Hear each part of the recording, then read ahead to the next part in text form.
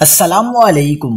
کراچی میں صبح سویرے دھند کا راج، موسم خشک ہو گیا، شہر کی فضا کی سمت تبدیل، شہری تیار رہیں۔ کیا آپ حالات حاضرہ سے آگاہی حاصل کرنا چاہتے ہیں؟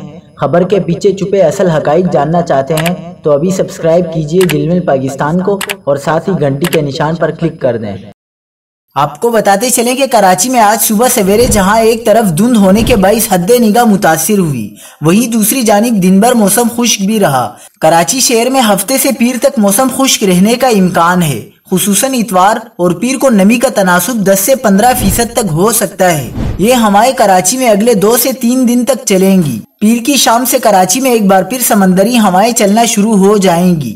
شمال مشرق سے چلنے والی ہواؤں کے سبب شہر میں رات کے اوقات میں موسم ہلکا سرد ہو سکتا ہے۔ درجہ حرارت شمالی اور مشرقی حصوں میں 13 سے 15 ڈگری متوقع ہے، جبکہ شہر کے وسطی، جنوبی اور مغربی حصوں میں 16 سے 17 ڈگری متوقع ہے۔ تاہم دن کا موسم بحیرہ عرب میں اینٹی سائیکلون کی عدم موجودگی کے سبب فروری کے لحاظ سے گرم ہی رہے گا۔